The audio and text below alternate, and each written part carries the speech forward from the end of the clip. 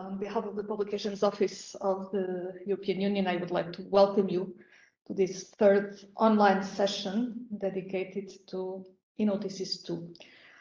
My name is Manuela Cruz. I'm the head of the TED and EU Public Procurement Unit here at the Publications Office. And I will just give you some words of introduction just to set the scene and to explain a bit. I will skip the background because this is known. We have a new eForms regulation imposing the use of eForms, and we have a new eNotices2 application helping you to fill in forms and send them for publication in TED.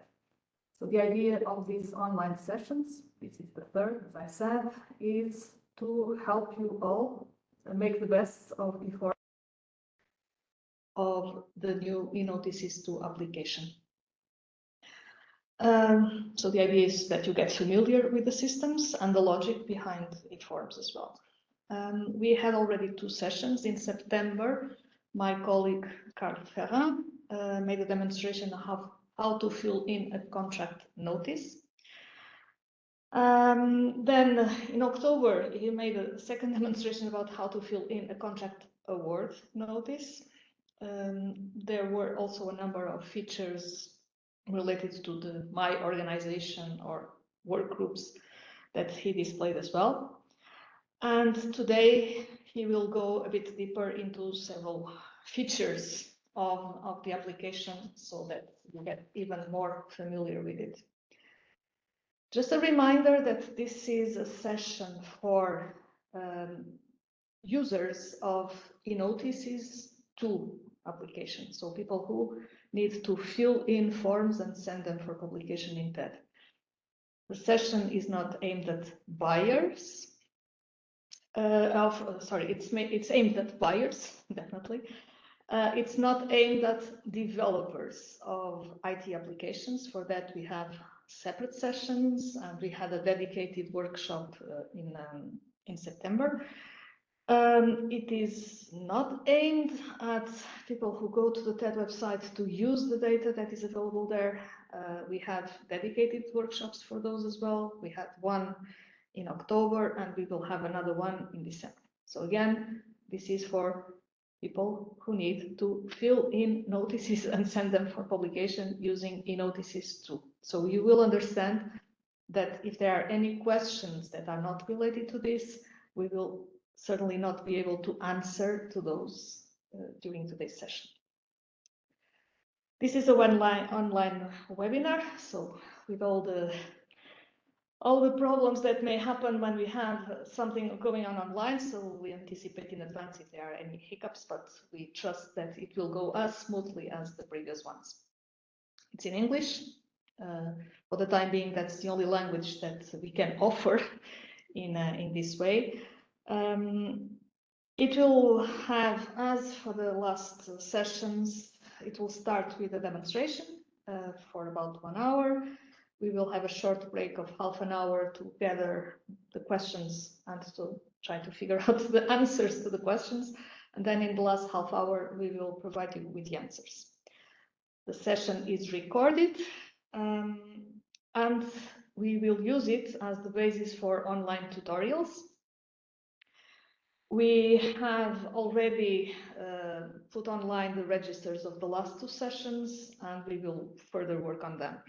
We will also publish the replies to the questions. We have to edit a little bit, as you understand, because sometimes the questions are not straightforward, and the answers given orally are not probably straightforward either. So that's why it takes us sometimes a little bit more than we would expect to have it all done. The questions and answers of the first webinar were already published, and the ones for the second one will come shortly, hopefully this week still. And that's it. Discipline, I saw that my colleague Panos already put something online on the chat. Please keep your microphones shut. Please turn off your cameras. Please send your questions through, I think it's Slido, if I'm not mistaken, but if not, someone will tell me that this is not the case. And We will look at them during the break, and we will try to reply to as many as possible, in the last half hour of the session of today. Otherwise, we will do them in later on. So that's basically it. Yes, I see that my colleague Marketa is saying, please post your questions in the WebEx chat. So no Slido today. So I think I covered the points. I hope I was not too confusing. Post your questions in the WebEx chat. We will try to answer them as completely and as fast as we can. So, Carl, the floor is yours for yet another brilliant walk through eNotices2. Thank you. Welcome to our third webinar. It's nice to see so many of you again. We know there's a lot of interest in eNotices2 because eForms is up and running in a big way. So this is the new format of notices, procurement notices in the on TED, the European Economic Area website. So just to get started, I'd like to, the first point I wanted to make is what happens now in terms of timing, because the eNotices regulation intended to switch to fully eForms, sorry, the eForms regulation was the end of the transition period was the 25th of October. The applications have remained open after the 25th of October to allow to complete the transition for those who were needed a bit more time. So the current eNotices application, which I think almost all of you are using, it will be available until the 31st of January next year. So we have another 2.5 months. And at that moment, eNotices, the current eNotices one that you've been using for a few years, will be closed for submissions. So the application will remain available. So you can still consult what you have sent for a few months, but you cannot submit any new forms after the 31st of January. So the last day of submission will be 31st of January. Then, of course, it still takes a few days to publish. So we recommend you get started with eNotices2 as soon as you can. So I guess that's why many of you are here today, and start using eNotices2, especially for your new notices. So, if you have a prior information notice or a contract notice, and we recommend you start it now with eNotices2, because then the rest of the procedure you can continue using the eForm structure, and the information will be similar. I'll show an example today of a procedure which is halfway between the old system and the new system. So we have ways to deal with that, so you're not blocked. And then, yeah, so we recommend starting all new procedures now, and then it gives you another 2 months or so to finish off your existing procedures or to send a few more corrigenda, which we'll see are different in eForms compared to the standard forms we've had until now. So that was a word about timing. For those of you who've come today, thank you for filling in your the registration form we asked you. We wanted to know where you're coming from, what your situation is. So the biggest number of participants are from Poland, from Greece, from Germany, Italy, and Spain. This partly reflects the fact that in your countries you don't have a single national provider. So instead of coming to a national website or using an eSender service provider, you come to eNotices2 directly, which is what we're here for. In terms of the in your countries, how many people are using eForms already? So in Poland, last week we looked, about 26% of all Polish notices are already on eForms. So we already see that in Poland, you are all using a quarter of the Polish buyers are using eNotices2 already. In Greece, we only have a handful of eForms, so we hope that the Greek buyers will start using eNotices2 soon. In Germany, almost everyone in Germany are using commercial providers and going through the ministry system. So about 85% of all German notices are in eForms. Some of you might still be using eNotices. And Italy, we have about 7%, Spain about 11%. So we still expect in those countries more of you to come through eNotices too, to start using it more. Or it can also happen that the commercial providers are still getting up to speed in those countries. What's happening in other countries? The majority of countries have switched to eForms already, especially if they had a central service. Some countries are still in a transition.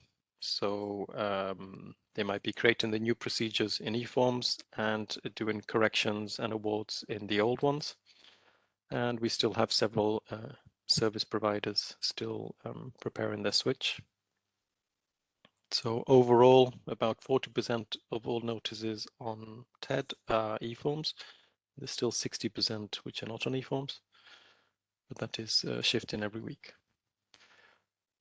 So as Manuela said, some of you are eSenders today. You're welcome to join to see how we do it on eNotices2. That might have an impact on your own systems. Our colleagues from EU institutions are also very welcome. Most of you are using PPMT. That's our internal public procurement management tool. So you will not be using eNotices2 directly. And some others who are using eNotices2, you can also get in touch with us directly. We'll continue that conversation. So about 3/4 of you are experienced with eNotices. So that's a lot that is changing. But about 2/3 of you only send a few notices per year or per month. So we know that you're not sending notices all day, every day to us. So we spend our time publishing notices, but you don't. So it's important that you can understand the concepts so that when you do come in from time to time, you can remember how it works.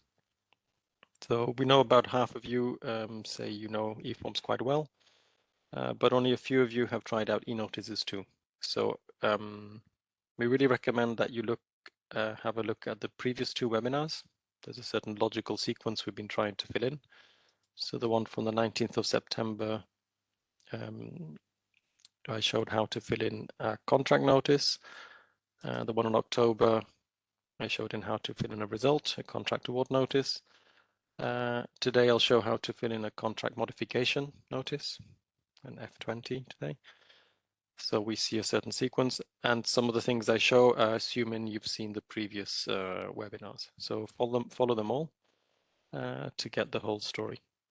If you're not familiar with eForms in general, I recommend you look up the regulation itself on your Lex, because it will have the description of all the fields in your own language. So this will help you understand what is on the screen, the business term on the screen, what is expected to be there.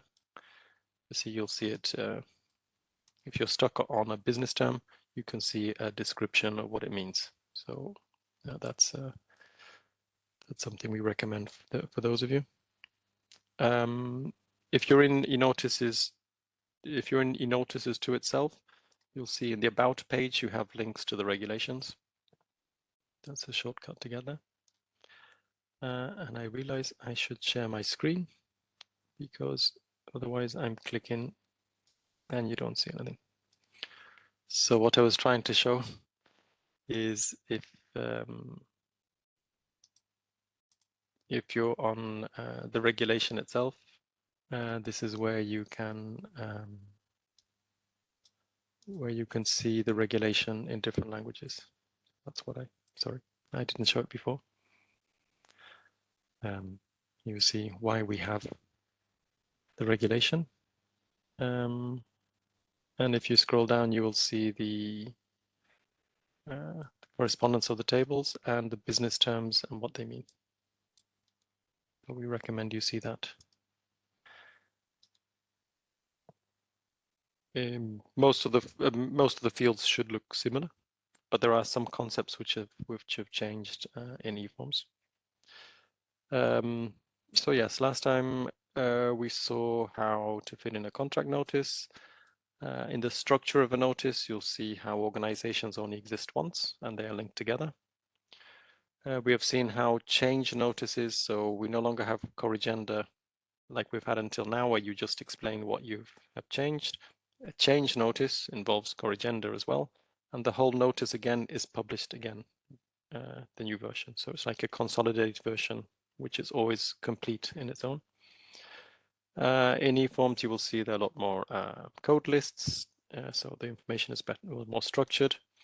There is automatic validation, so almost all the errors, well, you will get the errors directly. You don't have to wait for some manual validation later, and that allows us to publish faster. So you don't have to wait for 5 days. You can publish the next day.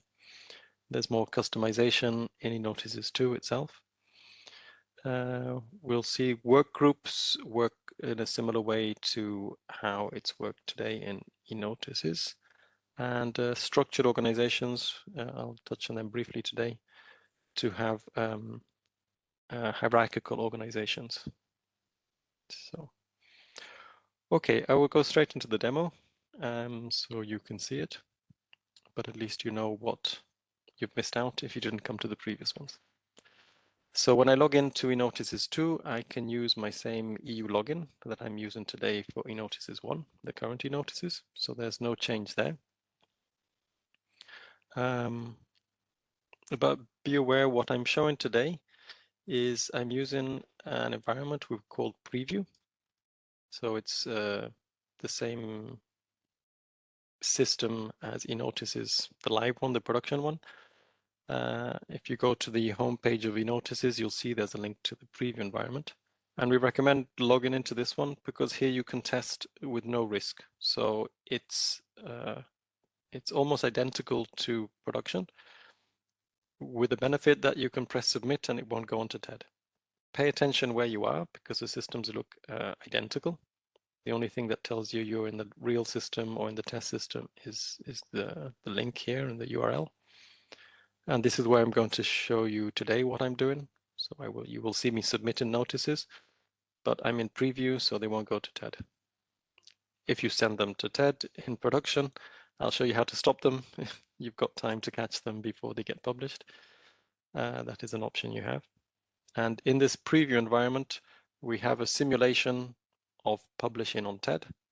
So what happens at 3 o'clock every afternoon, Central European time, the notices are exported in our backend system. So this is where the official journal is prepared every afternoon. So it's published the next day on TED. In preview, the preparation is done at 3 o'clock every afternoon, and it's published on TED at 4 o'clock 1 hour later, as if it had been on TED. So if you want to simulate the publishing process, that happens also in preview, even though there's no TED at the end. So you have 1 hour where something is what normally happens overnight, happens in 1 hour. So you can see, so you can continue testing. Okay, we will see where we are. So I've logged in with my user. So this is my user here. You'll have seen in the previous presentations that I am in a structured organization, which I created previously. There's a sub part of this organization, and I'm also in a work group. So I will work in the work group I had up before. And when I switch to this context, the notices are the ones which are associated with that work group. So you see it refreshes the screen, and I'm in a new context. So this is what we talk about. And in this context, I can see my notices. And these are the ones I created in the previous versions. What I will show today is I'm going to create a contract modification for a notice that has already been published. So I will just grab my notice. I prepared this before. So I have a notice. It was for training services in Dublin, which is in English. So imagine I've done the staff training services. I have awarded a contract. Directive 24, open procedure. So I took a very classic ones. So I've been using Directive 24 as an example. That's the most common one, but the principles are similar for the sectoral, the concessions, and the defense one. So the eForm structures are similar for those four directives.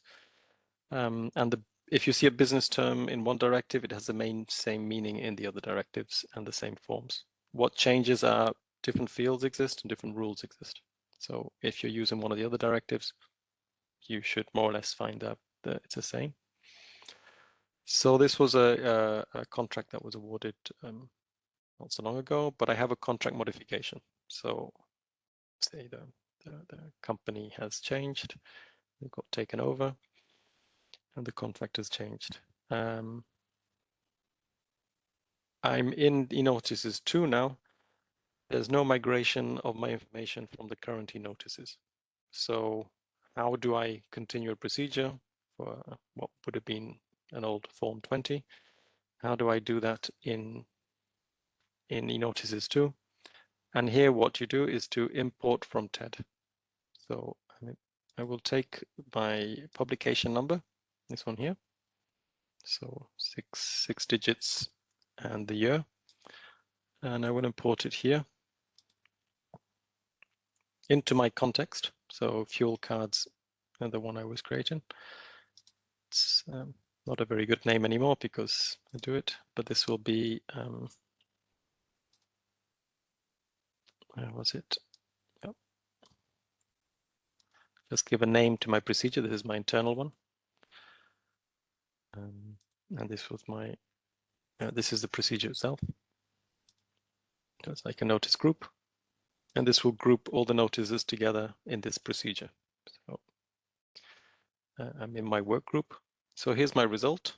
So I've just imported it. So it's just frozen inside eNotices2 for me. And it's in published status. So I can't change it anymore. It's published, I can't change it.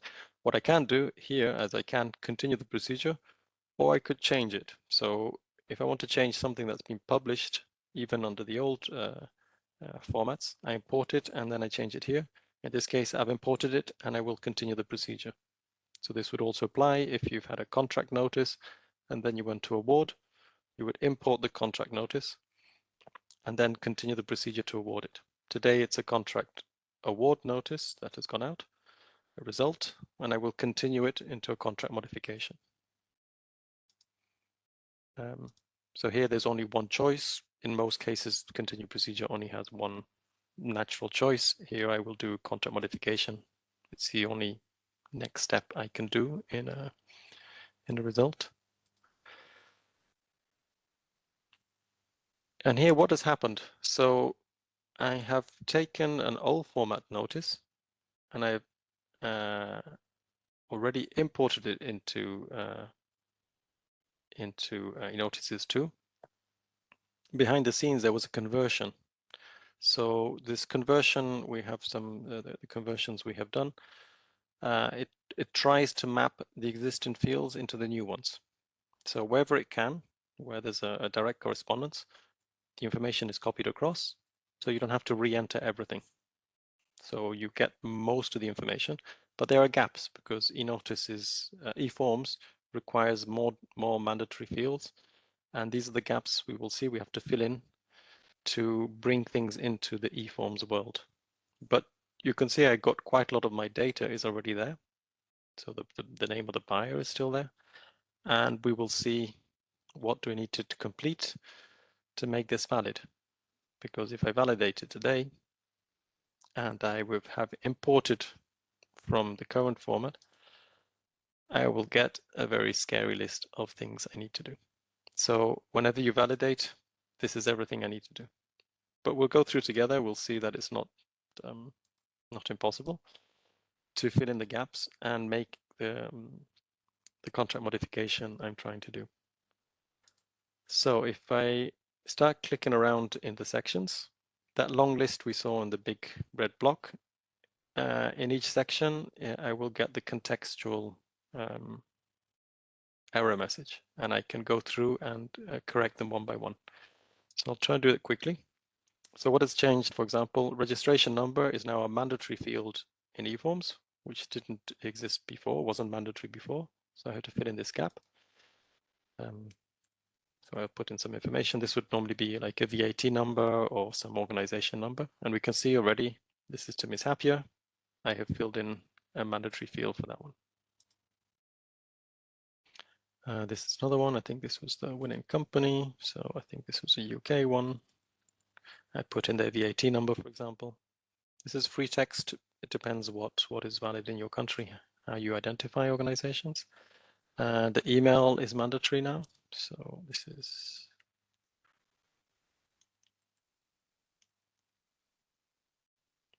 what else do I need? I need a registration number for the High Court.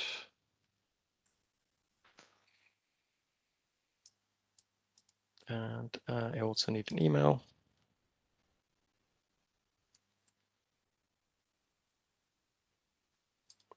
And this is in Ireland. 5, 3, I think. So there all my organizations are completed. Now we'll go to the notice sections itself. And here we'll see in my procedure, I also have some fields to do in. So in the procedure, what has happened here is I need to put in my CPV values. One thing that has changed between eForms, that is new with eForms, is that there's more information at lot level. If you don't have any lots, there's a certain redundancy. In fact, there's a duplication of information, which is at procedure level and at lot level. And even if you don't have any lots, you have to repeat that information. So we're seeing what we can do with eNotices2 to try and make that easier. But for now, you have to enter things twice. And here we can see that the classification, which has been copied correctly at lot level, I also need to fill it in at procedure level. So you might wonder why it wasn't there, but that's the explanation why I have to fill it in again. Oops, staff training. So that's what was missing at the procedure. So what I'm showing you is you will also have these sort of errors when you fill in the form from scratch. So your first contract notice will come up with lots of errors like this because there are dependencies that you might have not have noticed, and the rules have been applied directly. So you know immediately what the errors are. If you get these, once it's valid and you submit, then it will get published directly on TED, and there should be no more surprises. You don't have to wait 5 days and wait to see what might have happened. So here is an identifier of the lot. So if I had multiple lots, I would put the number of the lot, but here it's just well, I can call it lot 0 because I had no lots. This is just my number that I want to identify it, because through the procedure I want to give the same identifier to the lot, so anyone reading will know I'm talking about this one. But you'll see the rest of my information has been copied across. That saves me a lot of work. Otherwise I would have to do it all from scratch. And here you see what happens. I have the country hasn't been filled in, but I filled in the nuts code. The message is a little bit cryptic, but it's saying I cannot have a nuts code unless I fill in the country. So I'll keep that nuts code, but I will add the country. That should satisfy the rule. It might not refresh immediately, but I can always validate and get a new things. My list is smaller now. What happened in procedure? So I'm getting my little green ticks. There's still some results to be done. Here it's copied across a framework amount. I'm not sure if that's correct, but I don't have, this is not a framework agreement. I need to give an identifier to the contract. This is, you'll see any notice in any forms in general, there's more need for identifiers. So this would maybe be the contract number I gave it. So it said, no, it's 47. Maybe that's just my internal number.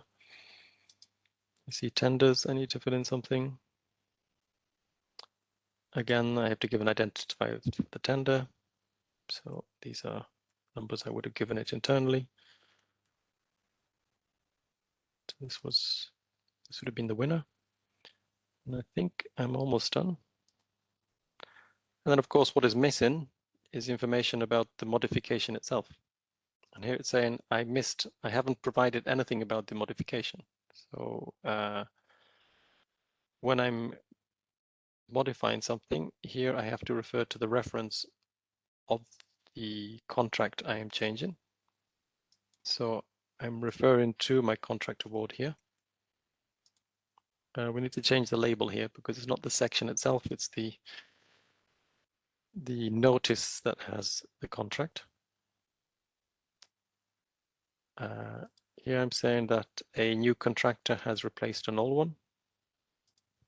So CDR, okay.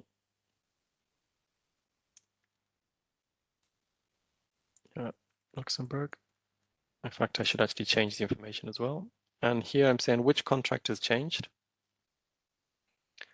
And if you see in the result, I have to identify this as contract. This was 001. So I have to refer to which contract has changed. It's the same modification. I could have multiple modifications and I would add new modifications here, but here I only have one.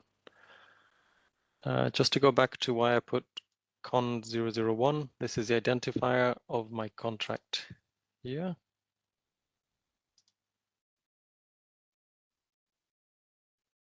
So it was contract 001. We need to make it a bit more friendly so that you would see the number you gave it. It's a bit easier to read your number rather than this technical identifier contract 001. But that's what we're showing here. And what I should do is actually also change the organization itself. So this is the buyer, and this is the organization. I should actually change something. So this is what happened, is the company got changed. So imagine the Luxembourg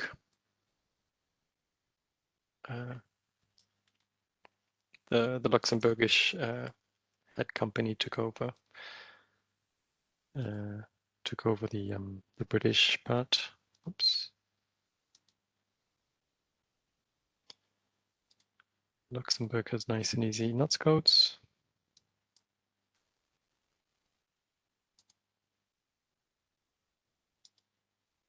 Okay, I think I filled everything in, but you'll see there's a certain amount of checks to be done. And to validate.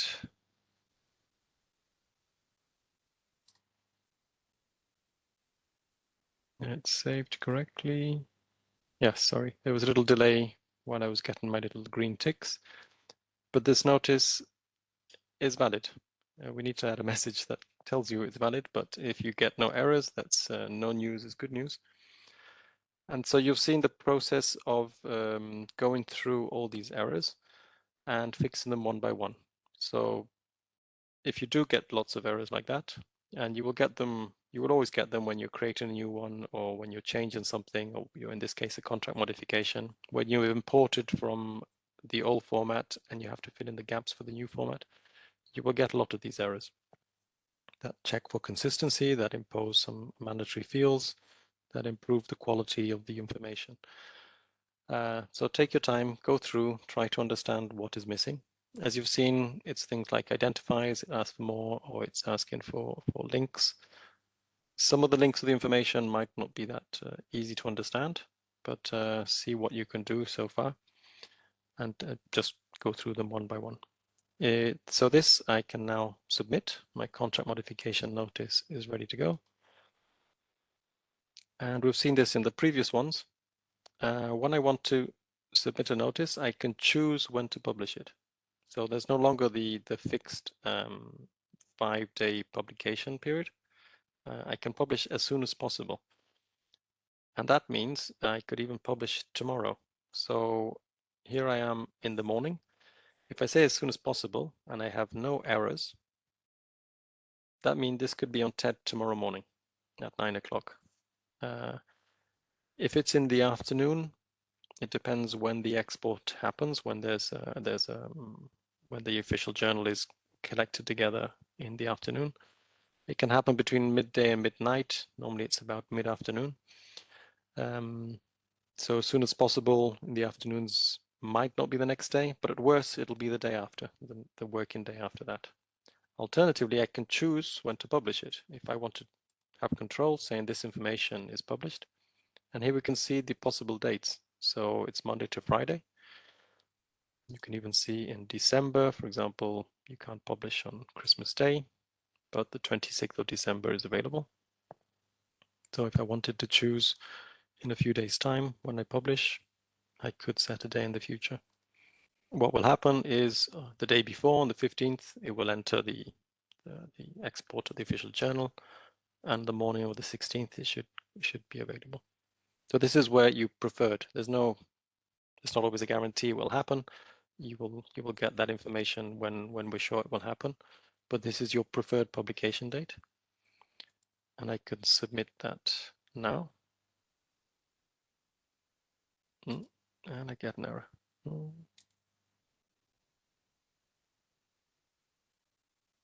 Okay, well that didn't go very well. I have to check what's happening with my user. Okay, well, welcome to the demo. I will check what that error is.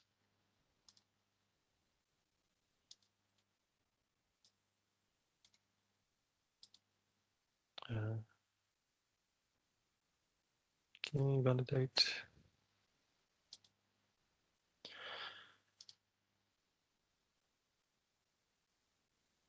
Okay, I have to see what's happening with my permissions.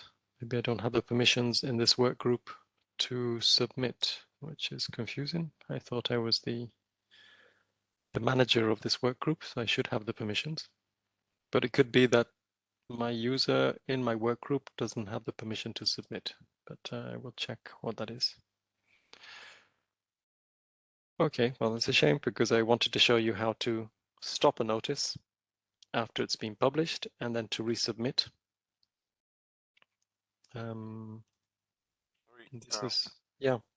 If you want to try something, you can move this notice or the whole procedure to your personal organization and send it from there. Okay. Maybe that will work. That will work because maybe I don't have the actions. Okay. So I will transfer all of this procedure to another context, so another structure. I will move it to my top of my organization, which I created before. I'll transfer all of that notice there. You see it's gone from this context, and I will move to the other context and find it there. Thanks, Enrico. We'll try it there. And hopefully here I have the permissions. So it's a bit too. So here it is. It's appeared here. Let's open it up. I'll edit. It should still validate. That doesn't change. And if I submit it here, now let's see, as soon as possible. Ah, there it worked. Okay, thanks, Enrico. Must be my permissions in that context. So it's successfully submitted. If we go back to it, here it's in submitted. So when whenever a notice is in submitted status, I can still stop its publication. I will try that now because I realized I pressed submit. Oh, I forgot something. I'm going to stop it. So this version of the notice is going nowhere. And I just have to refresh. Can catch it again now. it stopped. So what I'm going to do, I'm going to resubmit.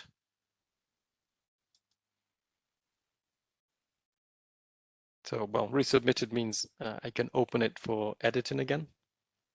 And in fact, what happened, it's not a big deal, but I forgot to change the email address. So it's in Luxembourg now. So this is a wrong number. And this, okay, hopefully I changed it. That's I forgot to change that. So it's okay, I had time. I can stop and resubmit as often as I want.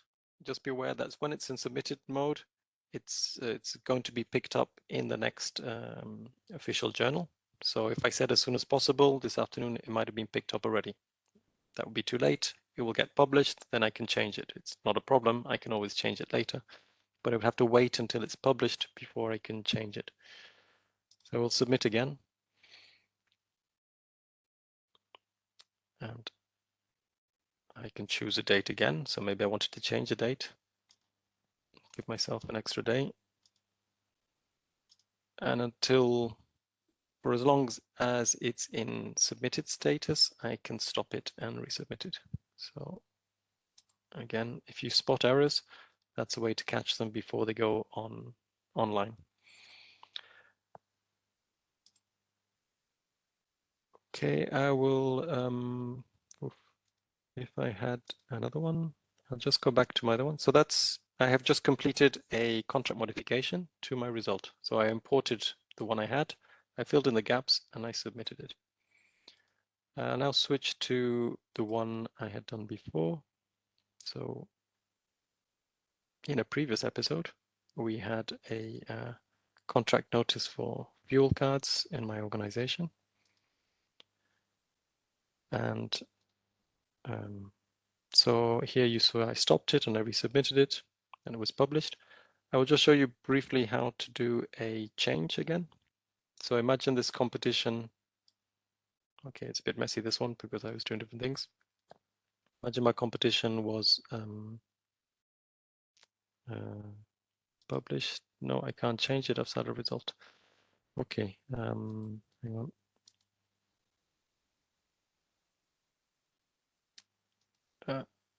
I don't have a published one now.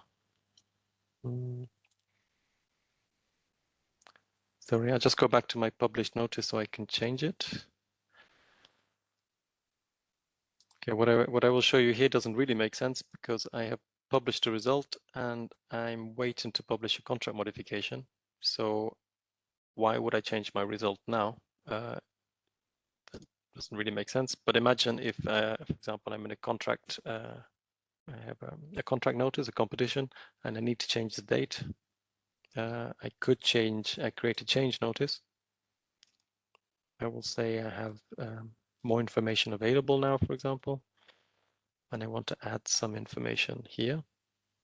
This message means that from the time this notice was created and where I am now, there has been an SDK version. We'll change the words, but this is like the specification of a notice. So the structure of the information, the rules that are applied, the code lists, that's all packaged together.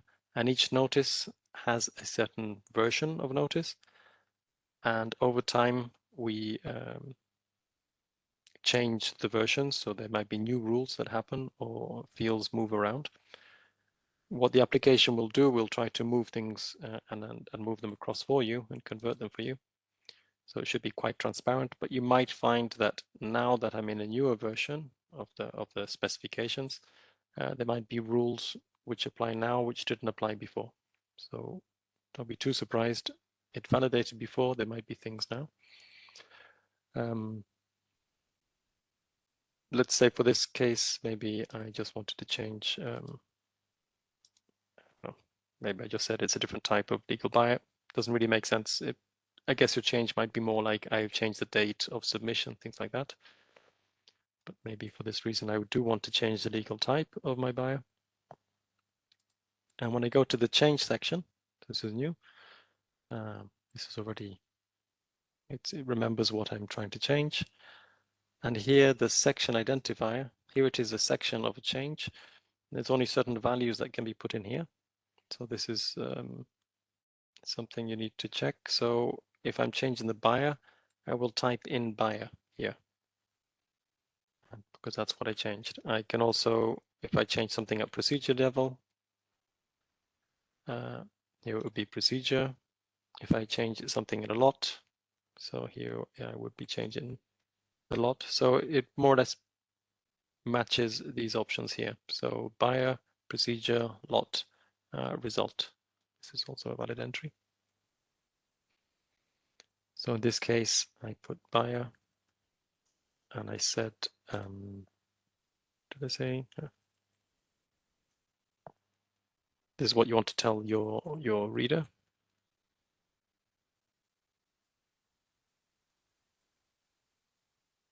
And here I can also tell people if I want to, if I change it to procurement documents, not in this case. So if I validate, I see I got new errors because I was using an old version. And I think this was even imported. So if you see what happened here, I want to change something that was published before in the old structure. I want to change it. I can't do a form 14 like the good old days, which just says I've changed one line. I have to republish the notice, and I have to say what has changed. Because I've imported the old structure, I'm basically been asked to bring it up to standard to eForms again. So it's pretty much all the same errors I got before. I would have to do it again. You would only do it once in a procedure, because once you've imported your old structure, it will be an eForms structure from then onwards. So you don't have to fill it in anymore. So that's why we recommend start your new procedures now. So your prior information notices and your contract notices, because then the next steps, the information will be all valid. For the ones that are halfway across the two formats, you do have to do this effort of bringing it up to speed and improving the information. So basically, when I validate this, I would have to do all the changes again. In this case, it's a bad example. I should have picked another notice and changed that one. Here, I'm changing something I've already made the effort of a contract modification. The contract modification in future, once this is published, I will be able to change it, and it will be in eForms format, so it's not too bad. Okay, so that's what I wanted to show about how to import and continue procedure, import and change. Sorry, it wasn't a very good example, but you'll see how the process works and all the how to deal with errors, because that is a common difficulty, how to go through all these errors. The good news is, if something validates, it's ready for TED. The only exception when something is not published directly on TED can be if there's a lawfulness warning. So lawfulness means that your notice is in a country that's outside the EEA or one of the partner countries. So if you're publishing for your embassy in Nepal, we will check. That's strange. We don't expect notices from Nepal. We'll have a look. Then we'll see, oh, it's okay. It's the Swiss embassy in Nepal. It's okay, we can publish. So there's still that step of manual validations by our teams at the publications office. But if you don't get a lawfulness warning and everything's valid, normally it goes straight through. So we see the status is you have a draft notice. Then you submit it. Then it's in publishing, usually overnight, and the next morning it's published. The other options you can get is stopped if you choose to stop it, or not published if we choose to not stop it because of some lawful reason. And possibly there are a few technical cases which get stuck, and we will get in touch with you and tell you what happened. So, so it's no longer 5 days fixed. You choose when you publish. So when you want to say today, you might say, I've sent you something and I want to cancel it. Now the terminology is stopping before it goes into an official journal. If you want to cancel a lot or procedure, so the procedure ended and you want to stop it, you want to end that procedure, or you want to end the lot, the solution is to publish an award with no winner. That's how you close off a lot or a procedure. There is an option in change to cancel a notice, but I would recommend never using cancel notice unless it's really immediately after you've published it. So you published it and it really is not going to go forward. When you cancel a notice, just that notice, it means this notice should never have existed. It's a bit counterintuitive because you published it once and then you publish it again saying these two things don't exist. So that is an option, but it's much clearer if you complete the procedure and just say, I didn't have a winner. That's the cleanest version and it's clearer for everyone that it went nowhere. For all these statuses you have, you should get email notifications. So I think I got some here. So for example, I got notification that a procedure was transferred. I got one that it was submitted, it was stopped, it was submitted. So we want to improve these messages and improve the translations. So this is a little bit basic, but you got the information that it was submitted. And then when it's published also, I will get a notification saying it has been published. And we also want to add later on the URL on TED. So it's published and here's your number and here's a link. So you can keep a nice copy of that so you're covered for when you published, when you submitted it and when you published it. Okay, I'll have a quick refresh of the work groups. So where am I now? This was my structured organization. If I'm in a work group, and you can create as many work groups as you want, and these are handy to work together with your colleagues on a certain procedure, perhaps, or things that you work on together. If I go into my work groups, here I have one work group for now. And if you go back to the previous episode of this series, you'll see that I am the manager and I have created this and I have invited my alter ego to join. And how did I do that? I created an affiliation, and this is how I invited my colleague into the group. So I invite who I want, I give them a role. I can even set times, a deadline for how long, no, a validity period of that membership. And this is just for the invitation email. The message will go out to my colleague. They will accept the affiliation, they accept the request to join the work group, and then they will appear as a member of my work group with the role that I've given them. I can change their role. I can change the dates, and I can stop their membership of the group if I need to. So here I can do it. If I go into the roles, I have a full range. So here the manager role has all the options. Here I created a role which has pretty much everything, but they cannot submit or stop a publication. So here's someone else. Maybe that's the role I had when I was trying to submit. Someone else with the right role would have to go in. They could access the same notices. They would be there sitting in draft, and then they could go in and be the person who submits them. So that's how you can control who does what. So if you want a validation step. And again, I can play with the roles. I can create new roles, as many options as I want. When I'm in the work group, I have form settings. So here, for example, I could say I'm limited to Directive 24, so my choice of notices is more limited. I can set a default language. So for example, if I put Espanol, this is default now. And if I save these settings, when I'm inside this context, this default will apply. When I'm in another context, another default will apply. So if here I create a notice now in this one, you see my default is Spanish now. So that's a way you can set things up together in your work group. So you work in a similar way and you can share these settings just in the context of a work group. And you can also set up some default fields so that everyone in that work group gets the same ones.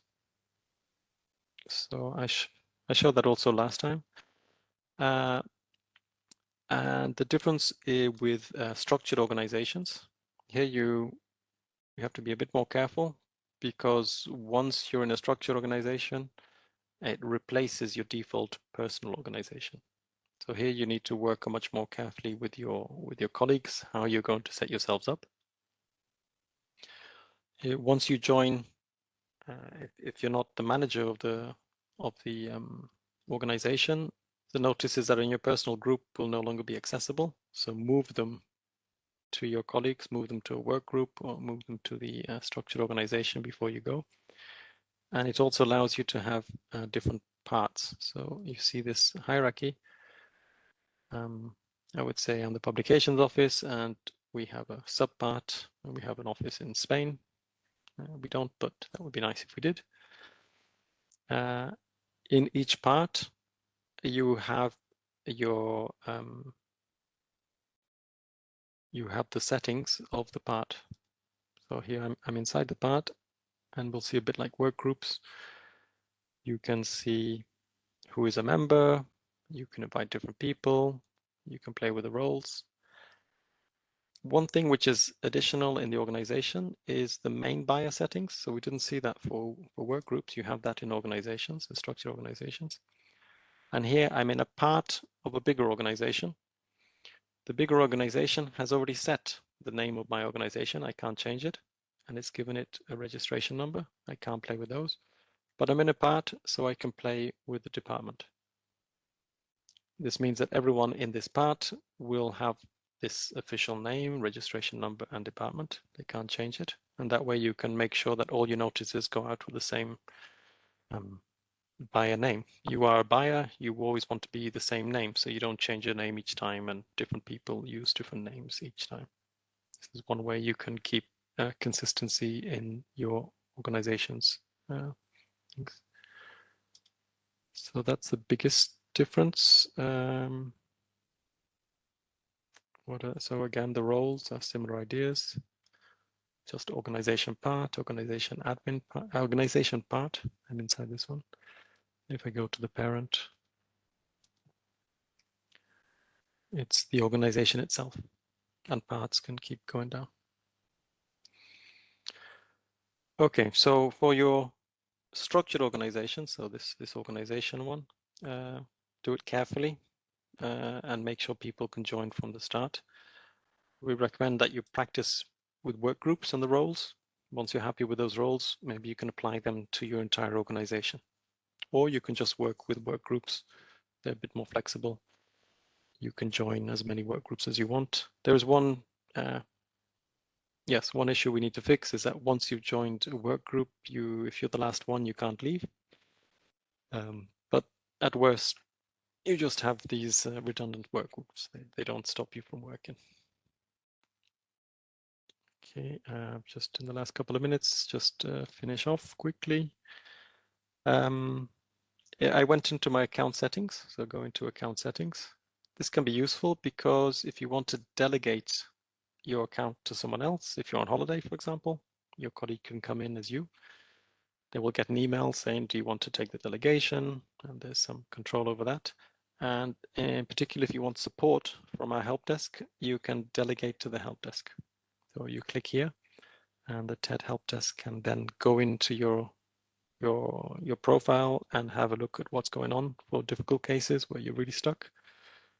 You have to set some dates, but yeah, give them several days so that they have time to do. And if I send delegation, they will have that, which will expire after a certain time. So we don't have unlimited access. And here you will see who has your delegations. Again, you can set your user interface. When you change it, it remembers who you are.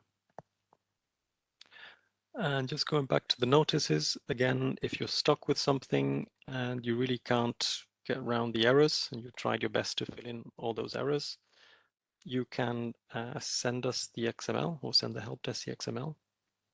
When we see export, in fact, this is export XML. Okay, you're not expected to read XML, but this is what it looks like when you send it to the help desk. And this can help the help desk and for us later on to see what might be going on.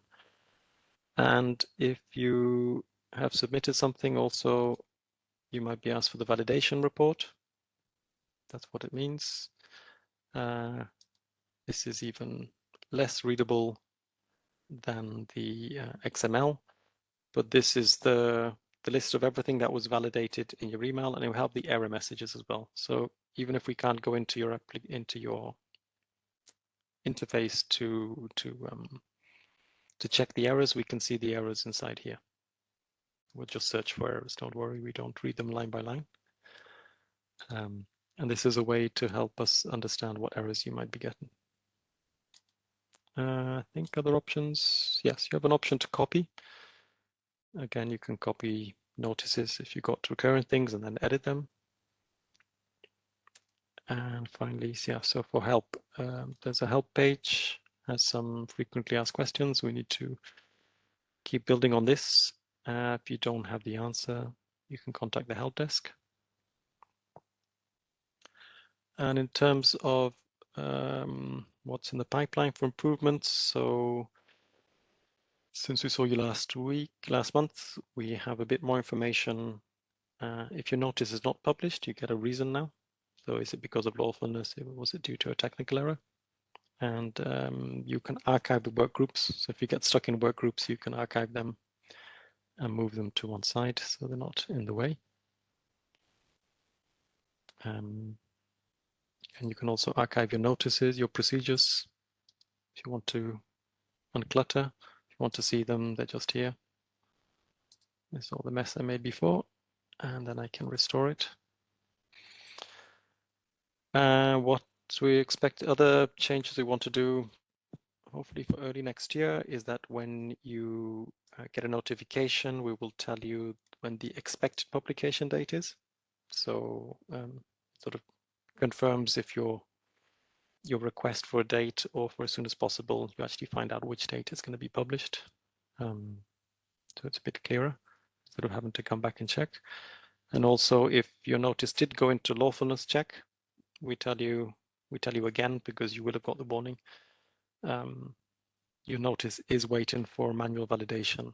So that could mean that you might see as soon as possible, but you need to give us a day or two just to check. So it might take another day or two. It will always be within 5 days if it's as soon as possible. But there are a few cases we might need to check something. And also another change you want to do is to have tooltips when you're in a notice. That if you see, here's a tooltip with something to give you some ideas. For every field, we also have a tooltip, an additional one, which has a description of each field. So the same ones which you see in the regulation, you would see it in the context of the application, so that you wouldn't have to keep checking the regulation to see what it is, and have that in all the languages. Just come in. So yes, so the tip is try and go through all the errors you have to when you fill in the form. We know it's not that trivial, but you will get used to it, and we'll see there are plenty of people who are managing it okay. If you get in touch for the more complicated cases, there are some difficult rules out there if you need a hand. You can contact the help desk, as we've seen, and we are not planning any more webinars like this. So we're planning to improve the help pages. We need to improve the translations. We know translations aren't always very good or don't match your reality, because the words might be correct in the language, but are not the right words in the context. We want to improve the error messages so they're a bit easier to read. And we're seeing if we can have some more video tutorials. So these sessions are recorded. If you see on YouTube, we provide, you can also jump to the relevant part. So these are not the best tutorials because I'm talking too much, and it's a demo, so it's not clean. We want to have some cleaner tutorials which are much more focused. So in a couple of minutes, you catch what you need. instead of these webinars. Okay, but I will close for now. Can we link to the Q&A from the last sessions? Thank you. We'll just post in the chat where we have been posting the links. So it's on the TED website in CMAP, and under the eForms part, we have posted the video links and the Q&A, but we'll check that they're complete. So maybe we'll have one where we have all three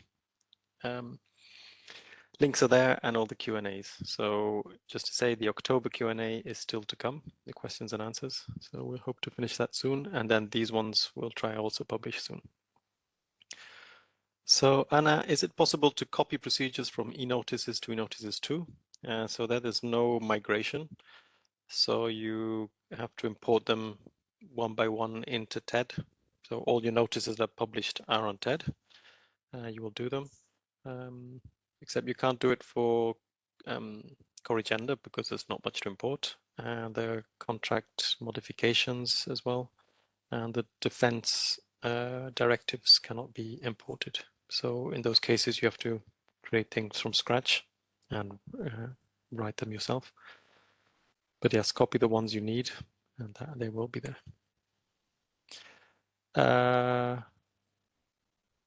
After filling, okay, it's a long question, but we'll try.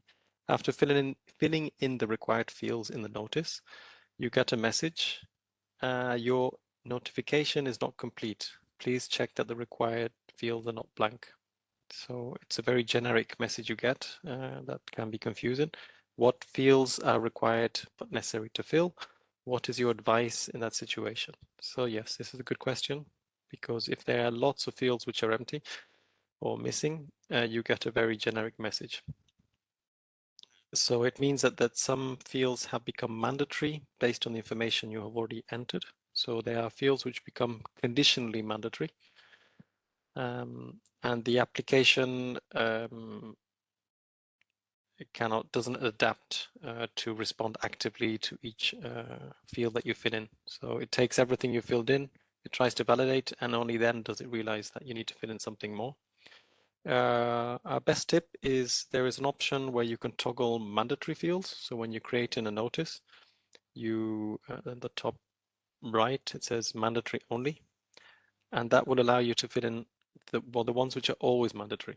So get that started first, then you validate, and then it might tell you that other fields have become mandatory. So the asterisk only means the ones which are always mandatory. It doesn't tell you which ones might become mandatory. So he says, if you fit in this, now you require something else. So follow the steps like that.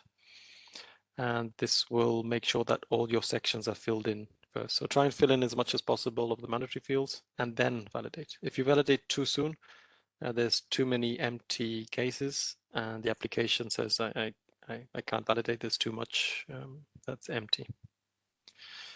And then you can go through and fill in the remaining gaps.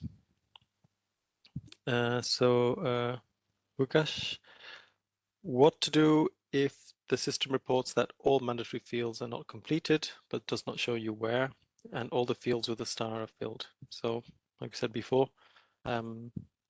keep filling in as much as possible and then validate to go through the questions. Mateusz, about the server stability, and that many public procurement specialists in Poland are spending several hours and several days to announce one procedure. So this is taking a long time. And so what is happening now, just literally this morning, we have upgraded the infrastructure. So the application should be much more stable. This is really just breaking news. So please try after this meeting and see if it works better. So yes, we hope that you should see a difference. Is there a functional user guide of eForms dedicated to buyers, please? It says for now we don't have any user guide like that. We have the recordings of these online sessions, the questions and answers, So we show the contract notice, contract award notice, contract modification. So we hope that that is enough to get you started. And Michael, what is the legal basis of using the old forms in eNotices2 after the 24th of October? So we're in this, we're still in a period after the 24th of October until January. So we can't, the publications office, we cannot address the legal basis of it. What we say is the applications are available, and it's still possible to fill in the forms and comply with the directives. I don't know if my colleague from the Commission is here. No, okay. So the old forms still comply with the 2014 directives. So the information is still valid according to that. But yes, we recommend you switch to eNotices2, then you're fully compliant also with the format of the notice, not just the content. Katarzyna, if the platform eNotices2 wasn't working on the 2nd or 3rd of November, because you needed to publish anyway, you put your notice in on the November the 3rd with the old eNotices, and you contacted the help desk to get support. Should you recreate the notice in eNotices2 or import the files and fill them in again? So in that case, if you manage to publish with eNotices1 and your notice is published on TED, you don't need to recreate it and do it again. So we recommend that you just continue the procedure in eNotices2 when you need to publish the next phase. The other alternative, if you want to change the one that you've published already, import it into TED, make a change, complete the information, so then your contract notice is in eForms format. Even if there's no fundamental change, you will have filled in some forms, and then it might be easier to continue the procedure later, or just continue the procedure when you need to abort it later on and import it then. Mateusz, after you have changed the status to announced, I guess that means published. Don't know the translation, but yeah, in published. The notice preview lacks information about the publication, including the notice number. So will there be a fix in this regard? So the publication number, the notice on TED, if it's published, it is available, but you need to look at the details page of the notice or to preview it in PDF and XML and look at the bottom. So if you click on the button display details, there you can see the number is there. If it's still in submitted note status, it's not on TED yet, so you don't have the publication number yet. So Mateusz, it is there, you just have to look a bit deeper. But maybe we could maybe move where you can display it because it's useful information. Despoina, during the creation of a procurement, which includes more than one lot, is there a way to make a copy of the lot first so there won't be any need to rewrite all the information? Indeed, once you have, if you're going to use the same information in all the lots, we suggest you fill in one lot, and if that's like your template, when you add a new lot, it will copy the information into each successive lot. So the one that when you add a lot, it will copy the one before. So get one that you're happy with. When you create a new one, it will pre-fill it, and then you go and change what is different.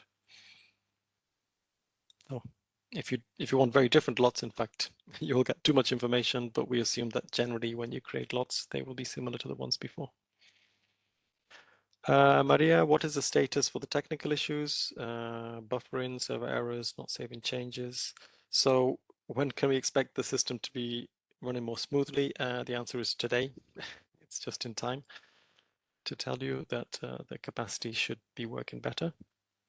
Kinga, when importing a multilingual notice from TED into eNotices2, is there an option to deactivate the language versions and only publish in English? I don't think so. We'll have a look what is possible if you can copy it. But normally if you import a multilingual one, your next one also has to be multilingual. So maybe we can follow up with you separately for that one. Anna, it's a good question. We will have a look. Is it possible to divide one offer with the tender submitted into several contracts results and how to do so? So we need to clarify if you mean the tender or the lot tender. So a lot tender is a lot for a group of lots. A lot tender is for a lot or group of lots. So you need to, as a buyer, you need to decompose the received tender into the different lot tender elements. And then the contract is about one lot only, which might be related to multiple lot tenders. So we'll have another look, Anna, at this and try and write it down so it's clearer in our written reply, because that relationship between tenderers, tenders, lots and results is quite complex. In my previous webinar, I showed a result. It's worth going through step by step and seeing how these pieces link together. So there's lots of different objects that you need to link carefully together to get your result. Melanie, do you have to save it first? How do you save a notice? There's an automatic save when you fill in a notice. You might have noticed a little green banner coming up from time to time saying your notice has been successfully saved. So there's no explicit save. It's auto save every 30 seconds, I think. Occasionally, you have to wait for it to save. It might be stuck halfway through something. Hopefully with better performance, that will go faster. So Mateusz, what happens when you get this context error? In fact, the error I was getting about user context, I thought it was my roles, but in fact it's a configuration error which we need to fix now. So that's it's a bug we'll fix now. It's just a config which was missing in the application. So even if you only have one context, if you only have a personal organization, if you're in your personal organization, you're not in a structured one, you will never get this error. So, but we'll fix it as soon as possible. So Anna, is there a change to the publication timeline with the new tool? How long does it take to publish a contract notice or award notice after submission? Might have covered that later on, but so the date of publication of the notice depends on the option you get when you submit. If you saw, you get a little pop-up and you choose there. So with eForms, you can select the preferred publication date, or you choose as soon as possible. So preferred publication date, well, usually at least 2 days ahead, or up to 60 days into the future. We will set that date if the date exists. If you choose as soon as possible, it's included in the next available export.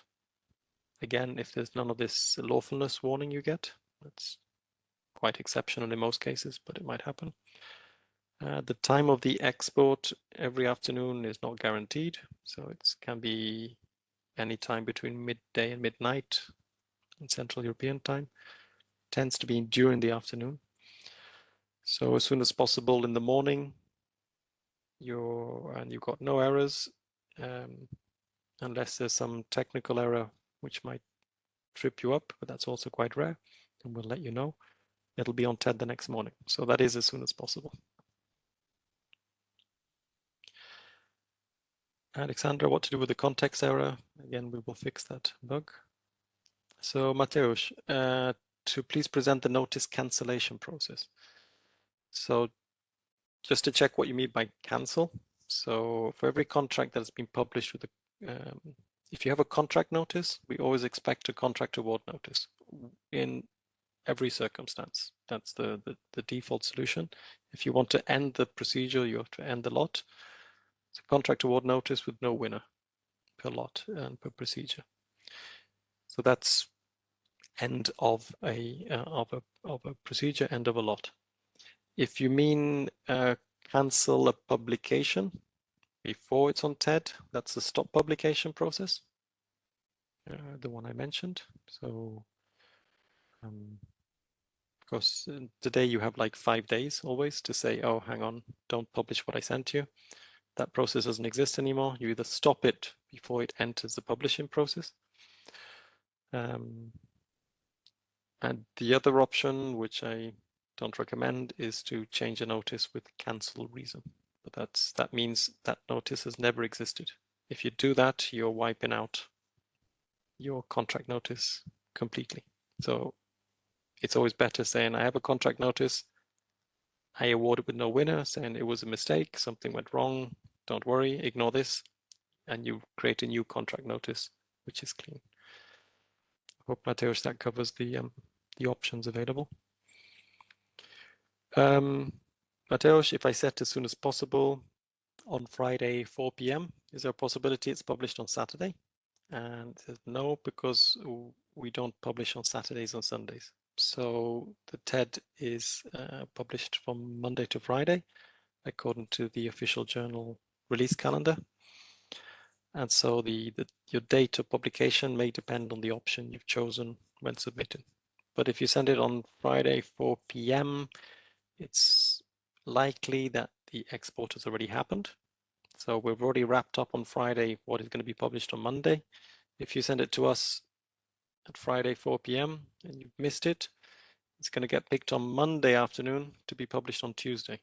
So Friday evening almost always will mean Tuesday morning. That's as soon as possible. That's as soon as possible. And then again, Monday to Friday, there are some exceptions. Christmas Day, 1st of May, Europe Day. Check out on TED the release calendar. eNotices2 has those gaps. So you'll see, if you want to see which dates are available, eNotices2 tells you what's available. Despoina, is it always necessary to create GLO? So GLO is the short for group of lots. And you've seen it, I've always ignored it when I've gone through things because group of lots is something new with eForms. It's very specific. Unless you really find a reason to group things together, avoid group of lots because it will require you to add lots of information which you might not need. It allows lots to have a certain similar criteria like grouped together. But even if you have a group of lots, when you award the contract, you will have to award every lot individually. So it doesn't help you when you're awarding, it just helps you a bit maybe during the for the contract notice. So I would ignore group of lots, and distribution of lots is one of the tabs you get as well. Ignore those two things if you don't want to use them. So Adam, you said, I changed the data, the buyer directly in the notice. Does that mean that if you need to change the dates, for example, you could change them in the notice, and then in the change section, you only write a description of the changes? That's correct. So the whole notice is published again. You have changed the dates. That's often a very common case. And in the change section saying, I changed the dates, the date got extended or something. So that's exactly how it works out. Margarita, are we going to send the link to everyone who has registered? Yes. So everyone who's registered, we will send you an email to this video in a couple of days, and then hopefully in not too long time, we'll also send you a link to the written questions and answers. So Miglena, if you want to cancel the procedure before the submission deadline, which option to use? You award the contract with no winner. That's always the best way to cancel a procedure or not, or every time.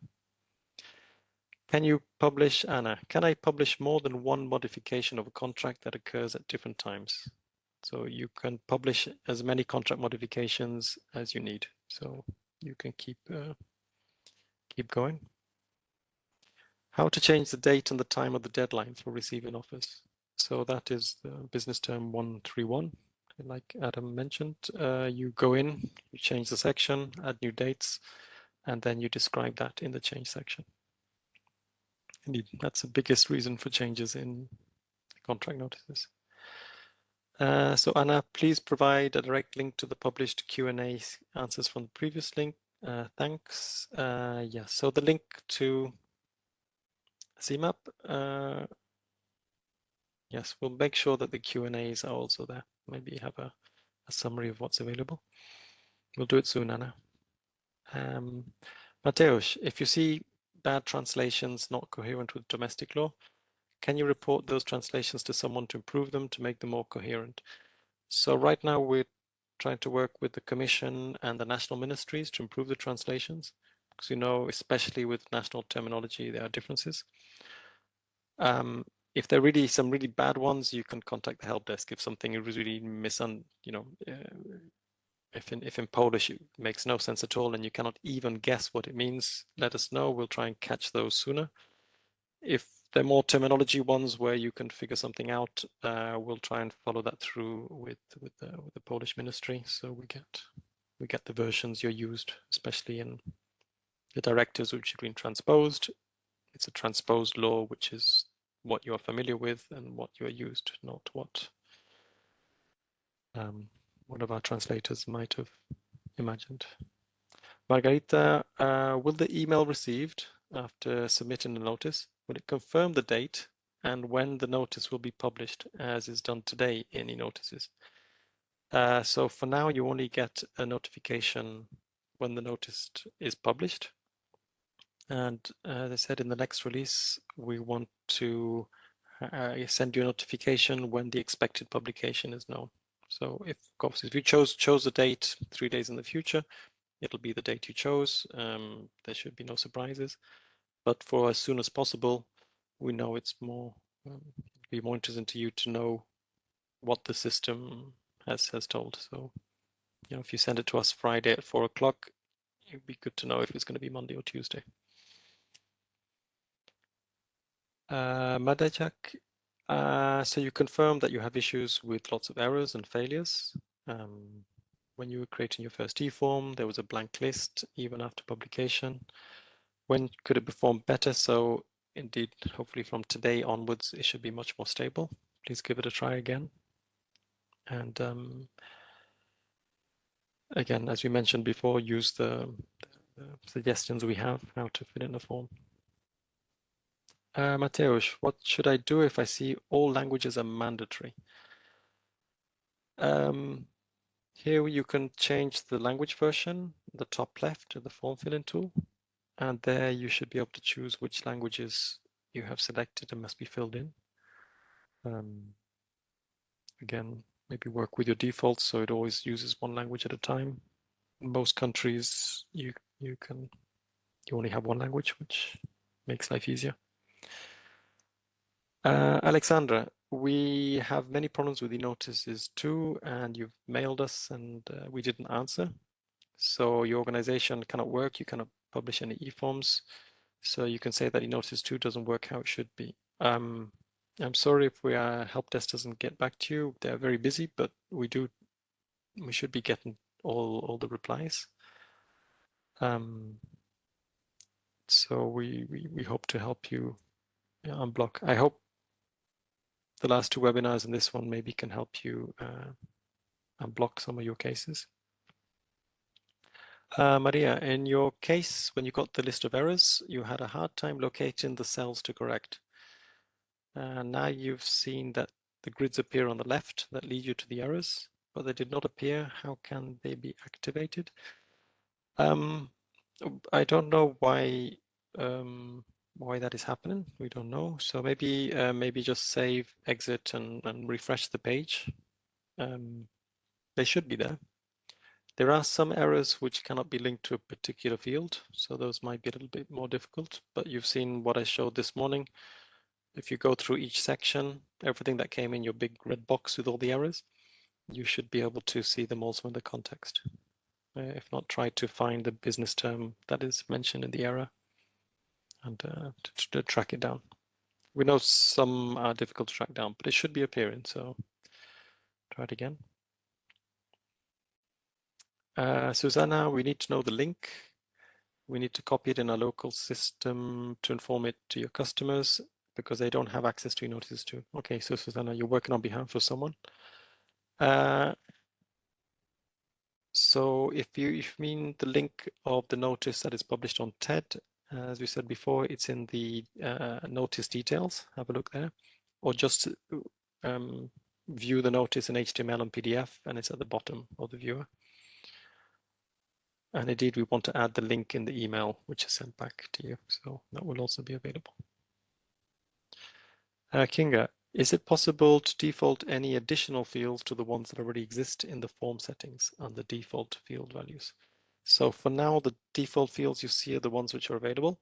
But if you have any fields you think are missing, get in touch. Kinga will be in touch anyway, because we want to rework in the coming months the fields which are defaults, so to make them more useful. There's one case which is particularly useful for contract notices, is exclusion grounds. Today you can only default one, but in general you have multiple exclusion grounds. If you could always have those defaults, it would mean that every notice would have the same exclusion grounds. That would be much easier. So we must work on that. Romanla, can you tell us where the previous webinars recorded are stored? So again, that link on CMAP and on YouTube. Mateusz would like to help with the Polish translations. Is it possible? Again, we'll work with the Polish ministry. Asa, it's a pity you were not told by email of the webinars. So in future, how do we plan to announce webinars or shorter educational sessions? We have your emails. Could we please write to you directly? So random announcements on the web pages are not enough. So yes, we'd assume that people would see it on the help pages, the home page of each of eNotices1, eNotices2, but I guess not everyone. Maybe you don't come every day, which is understandable. You don't publish a notice every day. So maybe in the future we can email everyone with the links to the 3 webinars and the questions and answers. So we email everyone. We don't have any more webinars planned, but we can see other ways to inform people, inform everyone. Helena, if you delegate for a period of time, do you lose control of the notices for that period until the delegation has expired? Or it's just that the other person can assist, but you still hold control despite delegating? So it's okay. When you delegate your account, you still have access to your notices and your account. There's no limitation. In fact, you both work at the same time.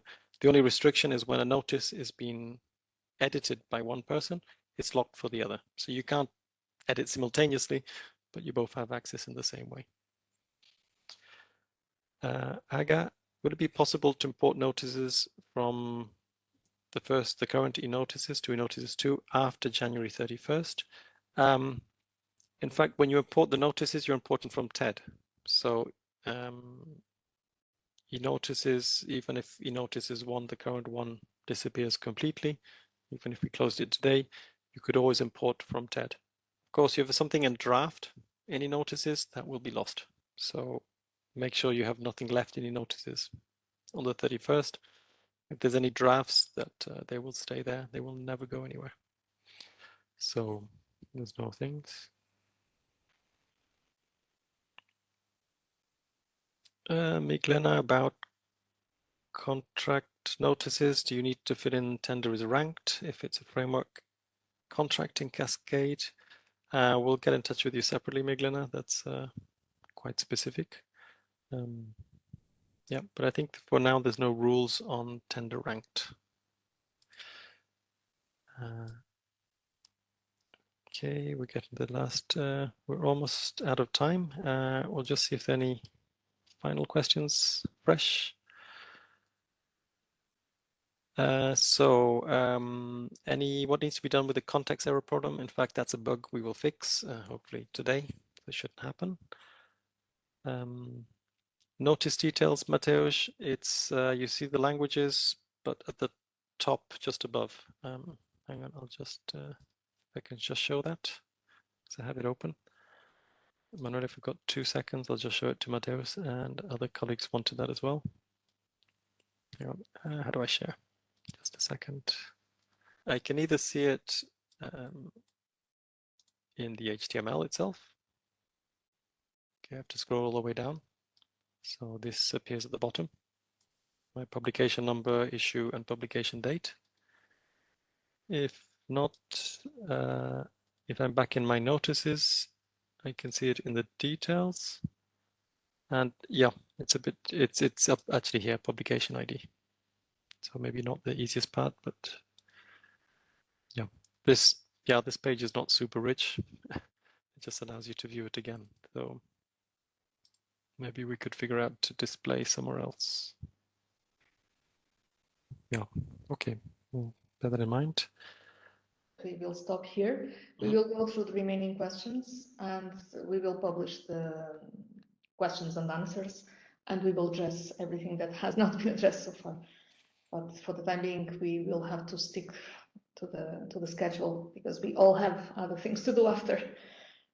So, Carol, again, thank you very much for this thorough presentation. It's very much appreciated. Thanks to all the participants for joining in and for the questions, because they help us indeed check the things that are not correct and to improve. We will not have, we have not planned any further online sessions like this one, but we do hope that with at least these 3 ones, you will have a full picture of how to use eNotices2 and how to make the best of eForms. Feel free to send us your comments. Feel free to send us any questions that you have through the help desk, and we try to address them as fast as we can. We understand that sometimes people get a bit anxious because they don't get immediate answers, but you also understand that we are having a lot of questions coming in. So we are trying our best to improve the sites on the one hand, the application on the one hand, and reply to the questions on the other. It's sometimes a big challenge. Anyway, thank you all. I'm not really sure if we still have any questions to be sent. No, I think that you are excused from any further questions that we might want to ask you. So thanks again for the participation. We will share the questions and answers. We will share the recordings, and hopefully we will move on smoothly with the applications and with eForms. Thank you. Bye-bye.